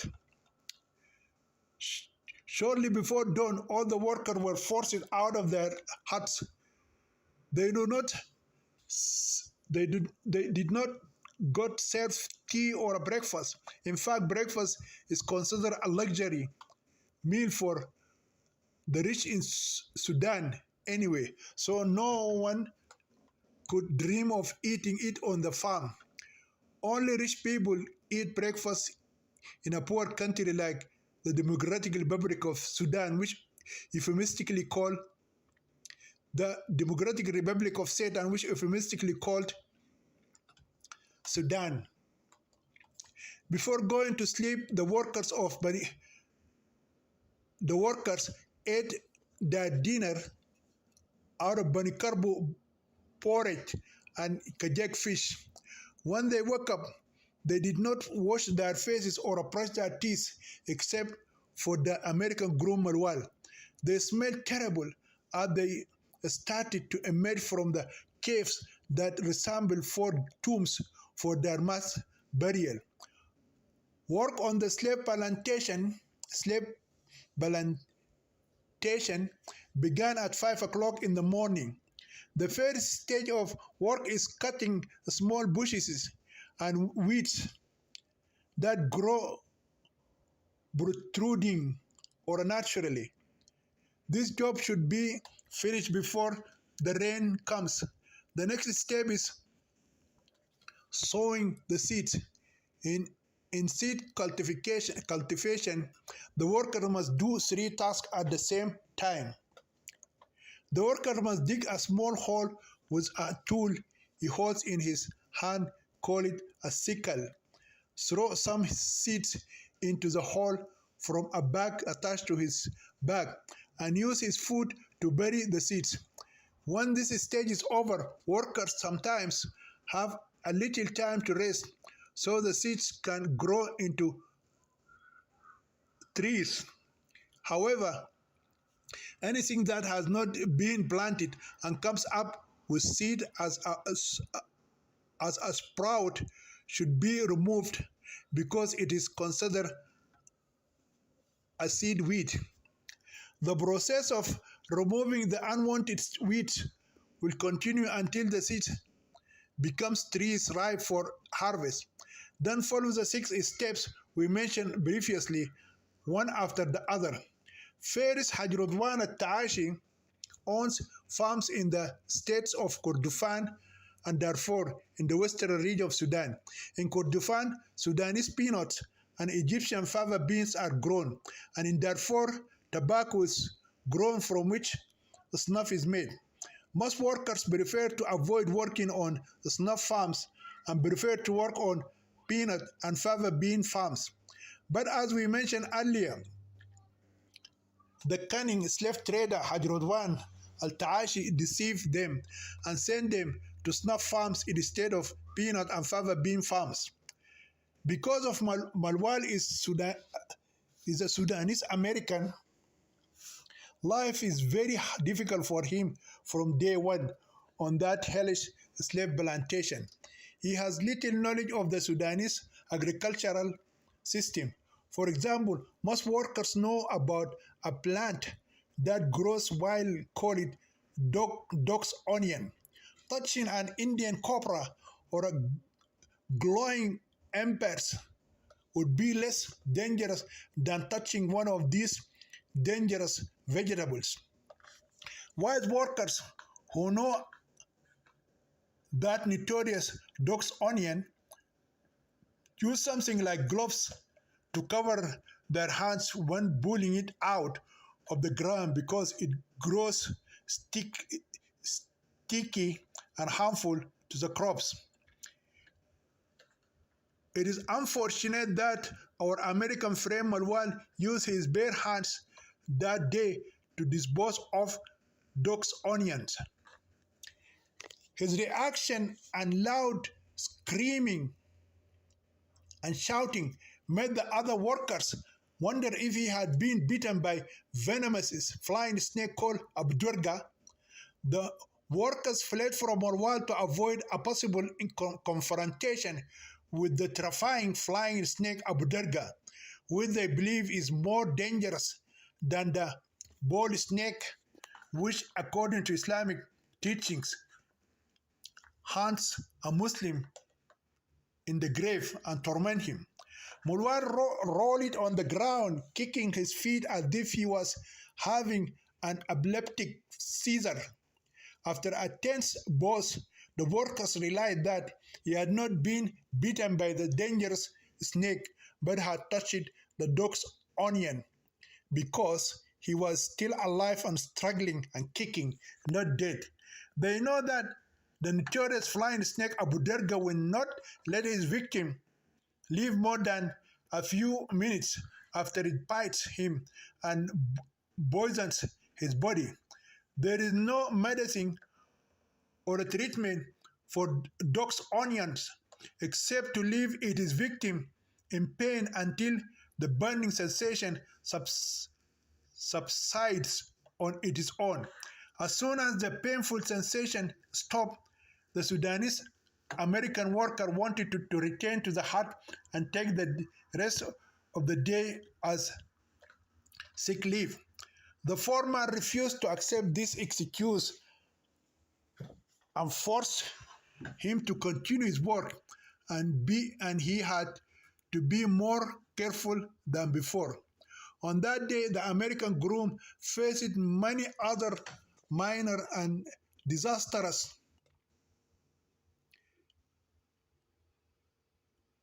many other minor natural disasters while he cuts small bushes and weeds.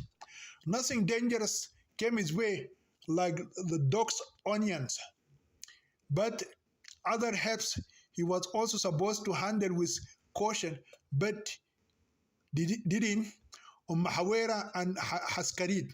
Mahawera has thorns for self-protection that it hides inside its branches. Its victim feels trouble without seeing the thorns, so there is no way he can remove the thousands of thorns that have entered his skin. The American boy could understand that God gave some plants thorns for self-defense, but Marwar wondered why God gave dogs onions with an acid that burned like fire. The bulb is hidden underground and is not seen by humans or animals until it is taken out. So why did she need to protect herself in such a sneaky way. The Haskanit plant does not have thorns or a burning acid like the embers of fire, such as dog onions and mahawera, but it just likes to cling to any creature that approaches it. So when Malwar returned it to his hut, he felt like moving sack of Haskanit. On the second day, Malwal became wiser and thus escaped from many of those problematic weeds. While he was working that day, the Denka groom, who had come from the United States to search for his missing Denka pride, Ayen, engaged in conversation with some southern woman. He inquired about their condition and how they were brought there. Most of them lived there permanently and told their sad stories of how they were kidnapped, beaten, raped, brought as slaves, and forced to work on farms by Arab Muslim thugs. Mulwal also asked them about his Denka bride who was kidnapped and missing for more than a year. None of the women claimed to have seen or heard of a girl with the name Ayen Majok from the Tawila village in South Sudan that Malwal mentioned. They told him that he would not be allowed to visit other farms to search for his missing wife. It is against the rules of agriculture for a worker to leave work and go visit other farms. Fierce dogs and guards armed with firearms guard each farm. The information discouraged the American groom, so he started thinking about escaping the farm and returning to the city. But Marwan remained stuck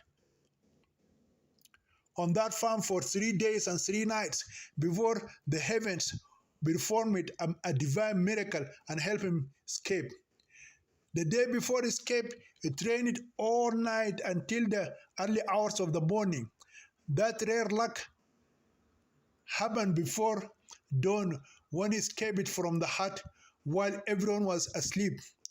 On the morning of the fourth day, when the foreman counted his workers, the southern slave Manuel Deng was found missing. The foreman searched everywhere for the missing worker and sent ferocious dogs and armed guards to track down the runaway Denka semi-slave boy, but they were unable to find him.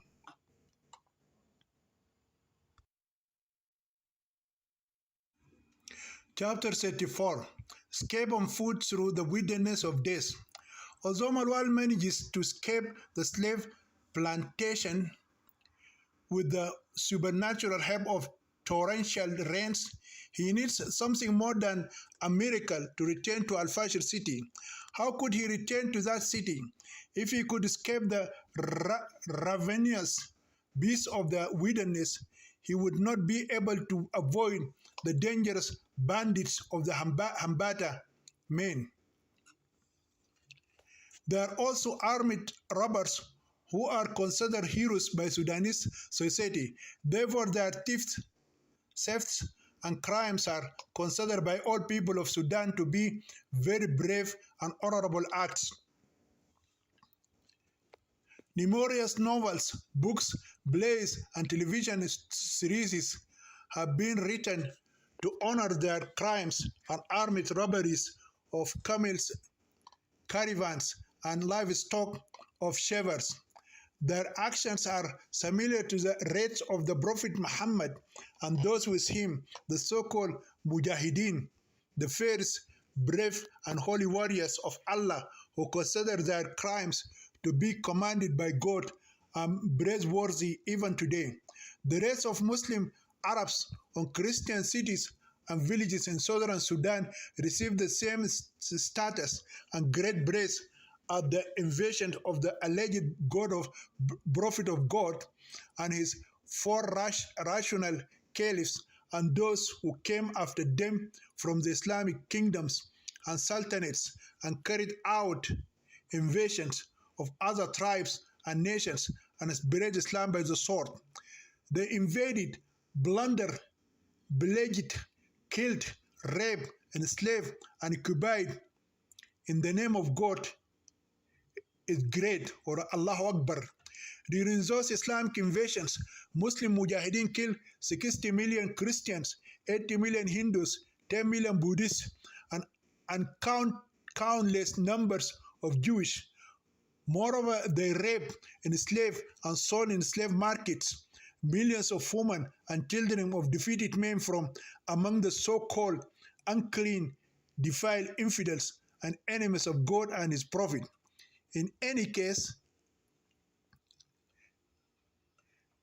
Islamic invasions and atrocities are huge topics, and we will return to them in future books and give them a full detailed explanation.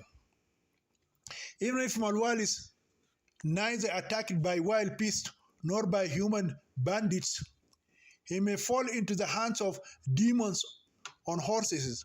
The Arab Janjaweed are more dangerous than any other creatures on earth. The word Janjaweed in the Darfurian language means devils on horses. They consider themselves Muslim Mujahideen or holy warriors of Ar-Rahman, Allah, who have been given divine rights to attack the lands of infidels, conquer them, plunder them, enslave and rape their women. For them, Southern Christians and for Muslims are infidels. The Muslims of Darfur are considered infidels because they revolted against the Islamic government of Khartoum.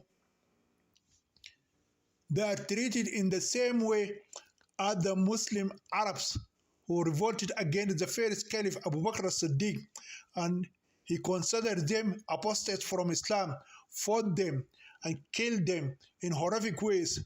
Some were killed by the sword, some by being plunged into wells, and some were thrown from the top of the high mountains. Then their free women were raped, their property was confiscated and distributed among the Mujahideen as spoil of war, and their women and children were sold in slave markets as slaves. Once he reached a safe distance from the slave plantation, which like concentration camp of death, the escaped worker Malwal stopped running and began thinking about his next plan for safe escape. He has neither a firearm nor any local white weapon to protect himself from a possible attack by a wild beast or the Hambata bandits who are highway robbers. He does not even know the way back to Al-Fashir city. Everything in that part of Sudan is hostile, even nature. The heavy rain that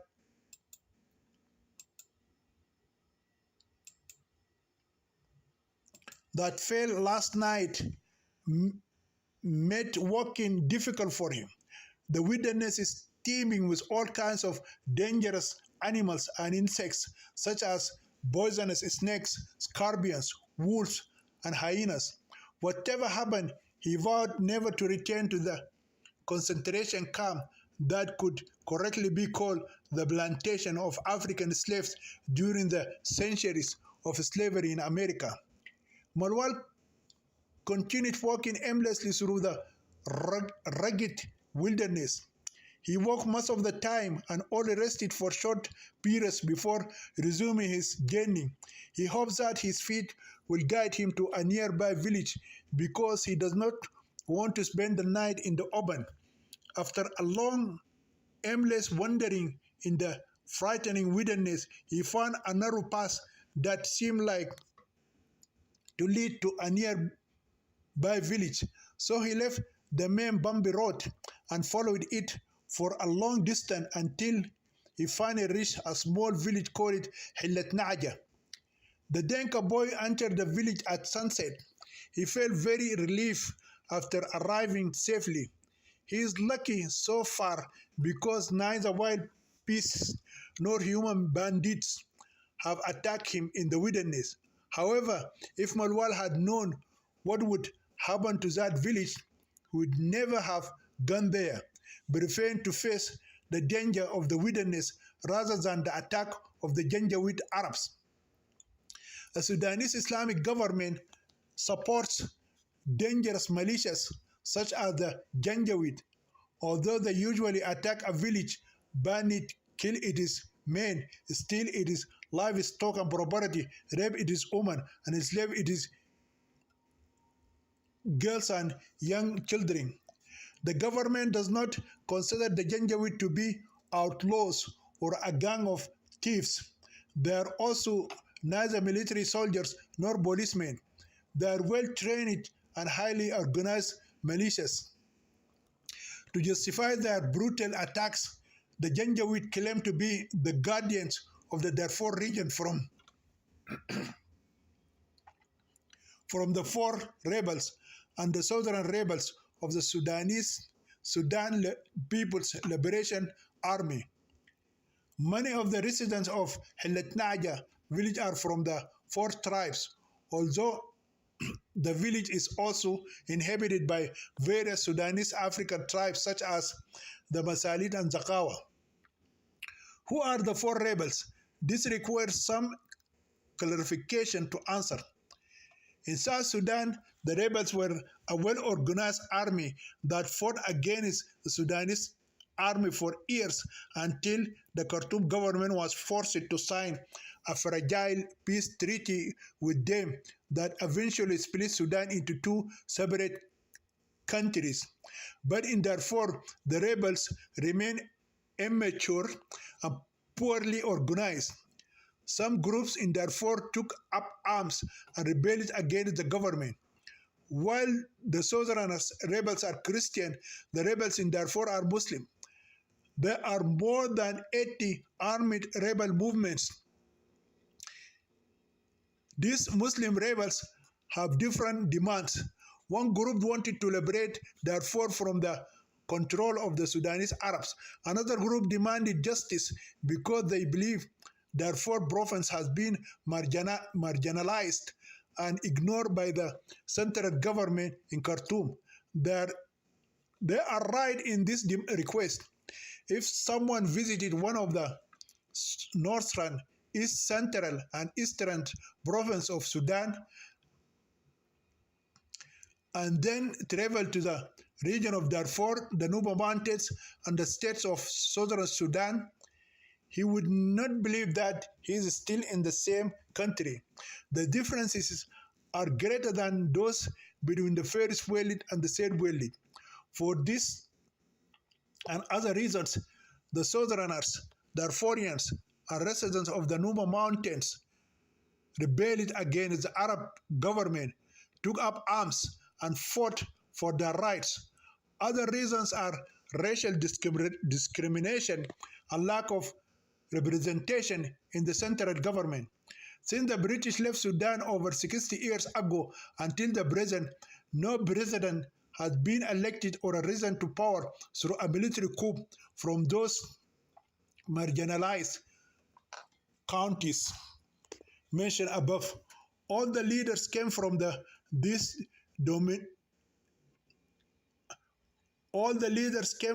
three dominant northern Arab tribes known as the Ja'aliya, the Shagiya, and the Danagla. Since Sudan gained its independence on January 1st, 1956, some southern African Christians have taken up arms and rebelled against the Khartoum government, which is dominated by Muslim Arabs. The fighting between the southern rebels and the Sudanese army was called a civil war for a long time until the Muslim Brotherhood seized power through a military coup on June 30, 1989. The Muslim Brotherhood government turned the civil war in the south of Sudan into a war of Islamic jihad against the southern Christians. It is known as the Jihad War to spread Islam and Islamize the South. Thousands of Muslims joined the war and went south to kill the so-called Christian infidels. Their main goal is the Islamization of southern Christians. The government also called for the forced conscription of young boys, sending them to fight or die as martyrs in the south, with the noble promise in the Holy Quran that the Muslim martyr will marry 72 virgin girls in paradise. The Mujahideen preferred death to murder. Hence, the idea of a martyr's wedding or as a shaheed was invented. When a family in the north receives the sad news or rather good news for them that their son has been killed as a Muslim martyr in the south, the fathers and brothers rejoice, and the mothers, sisters, and wives ululate it and celebrate his marriage in heaven with the 72 virgins. What may seem like a fairy tale to a Western reader is the reality in Sudan. The Janjaweed attacks in Darfur cannot be described as a jihad war, as is the case in the south against Christian infidels, because the Janjaweed and 4 rebels are Muslims. The Janjaweed Arabs and the 4 Nuba African tribes have fought side by side in the ranks of the Sudanese army in their jihad war in the south against the southern Christians for many years. Therefore, what divides them today is race, not religion.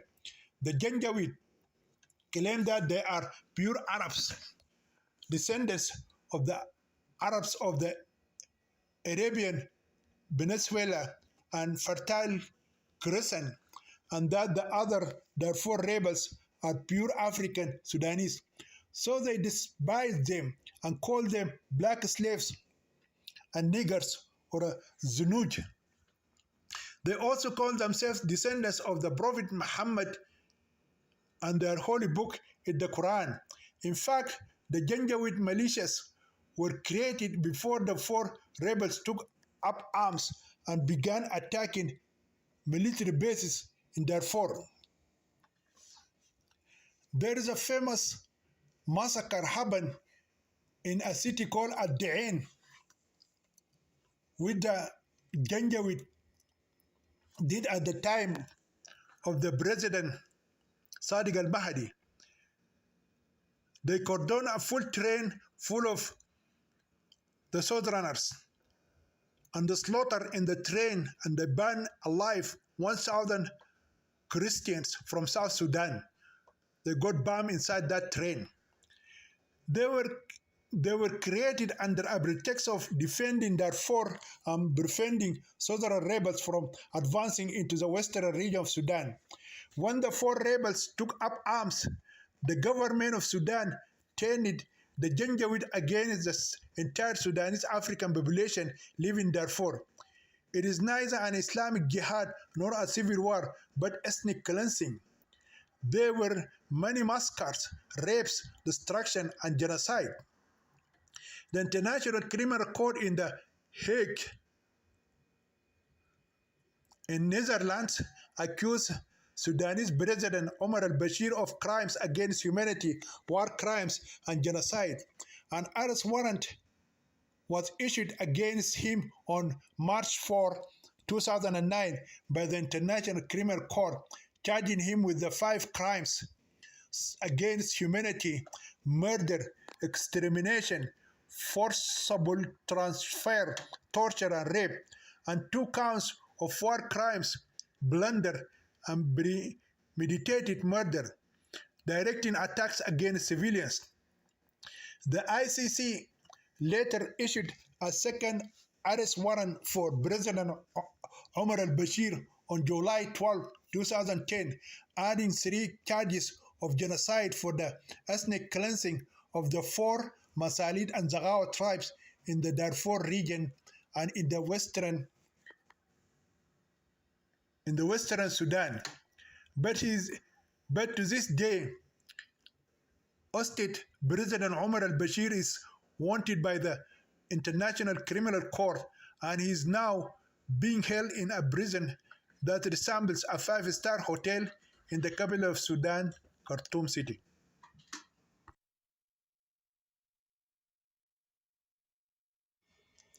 Chapter 35.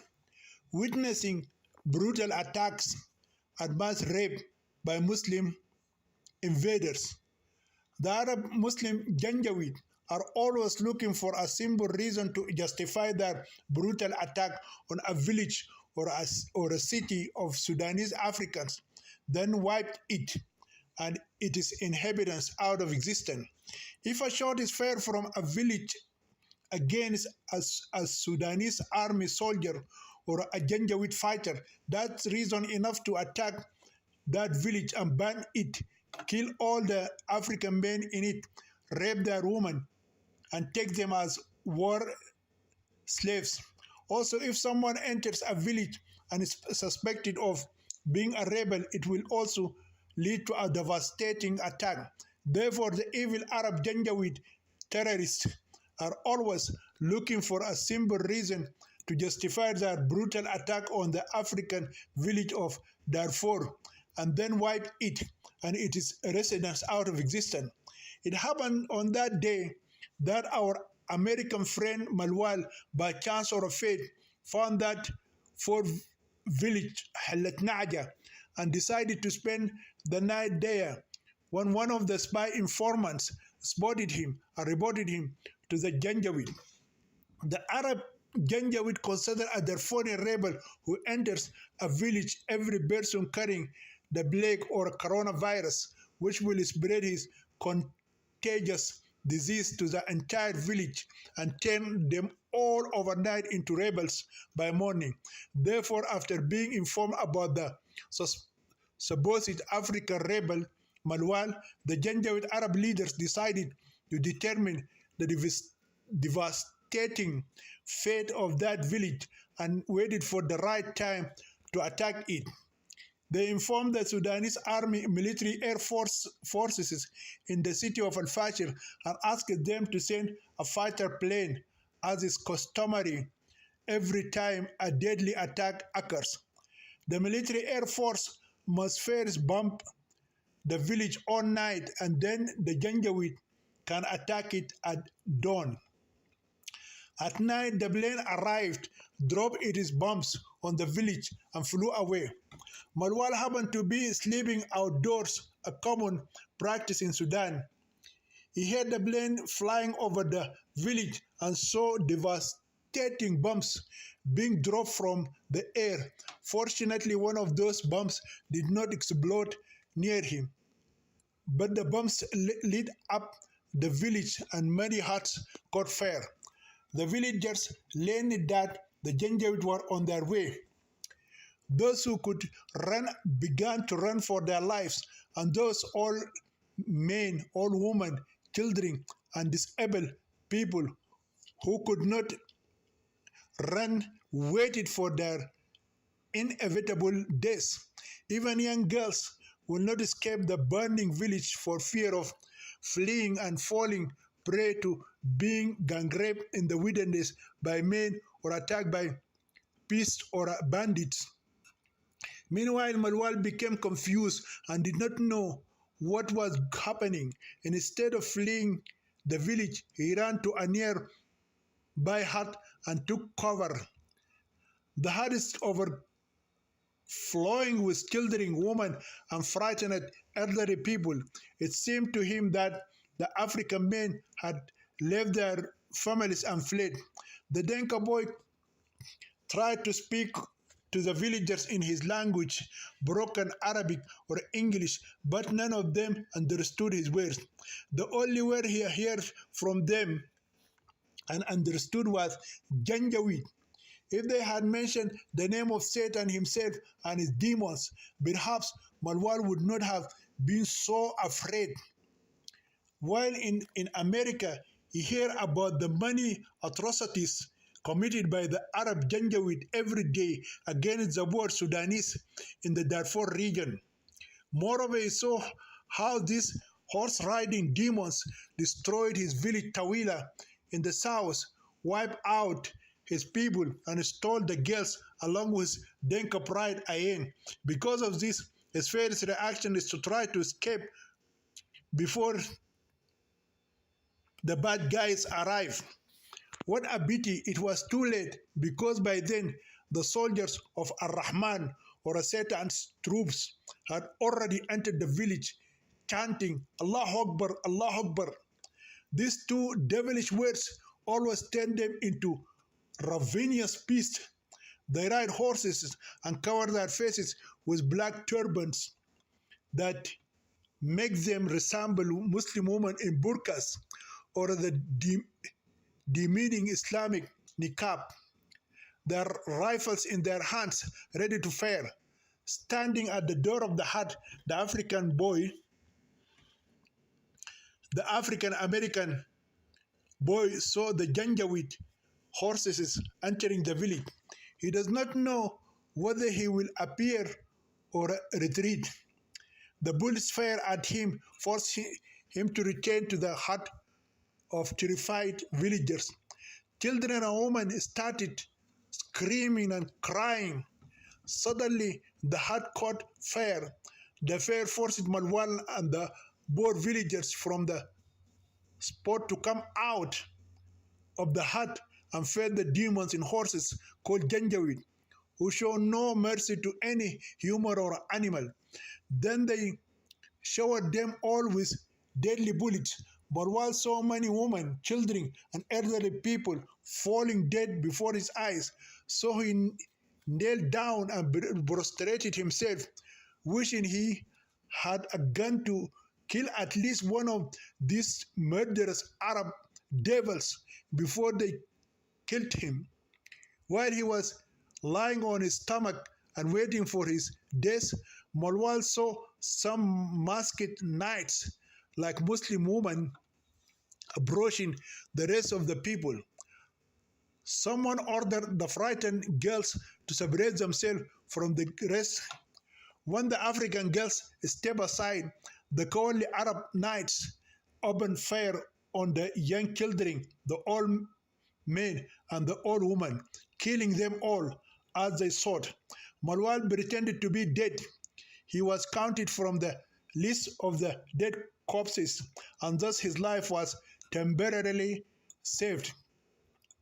After that, the Arab Janjaweed leader ordered the distribution of young African women and unmarried girls as jawari or slaves to the Mujahideen Muslim invaders in order to ask for mercy and struggle for their purity and virginity. The unmarried girls began to cry. Despite their tears and bleedings, young forewomen and virgin girls were separated from their mothers and grandmothers. Then the leader, Satan incarnate, authorized his men, the Muslim Mujahideen, to search and plunder the remaining property and wealth of the African people of the village Hilat Naja, buried under the rebel. While some Arab Janjaweed fighters were looting the burned huts, Marwal saw with his own eyes that other Muslim invaders began raping frightened young women and underage girls. The scene of gang rape is so horrific and pure evil that the African American groom could not believe his eyes that these people who are doing such evils to these innocent young women and frightened underage female children are human beings like him.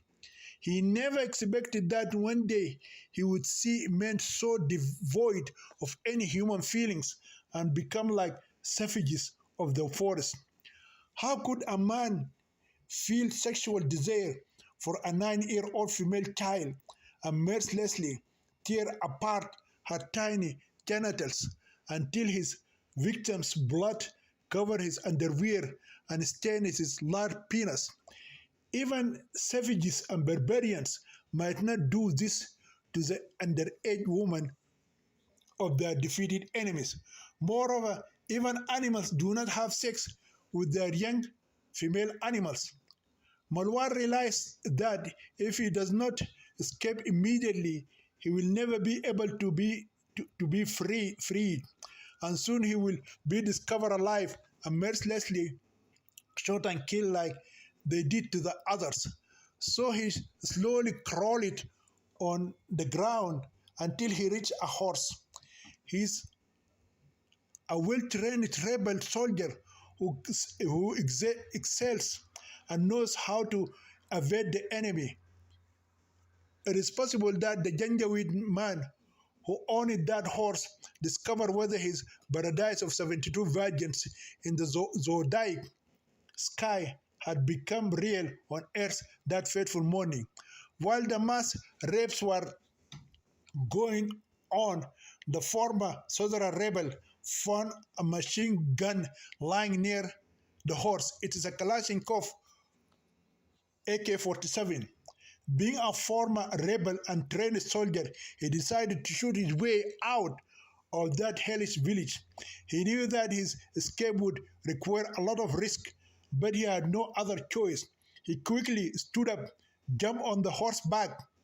Immediately, his machine gun began firing at the brutal Muslim invaders engaged in their evil deeds of mass rape. When the horse left the village like a missile, Marwal killed many of them and escaped unharmed. The Janjaweed were taken by surprise, and for fear of being shot and killed, no one dared pursue the fleeing rebel African man. They still have plenty of treasure to steal, and there are more underage virgin girls to rape and children to enslave.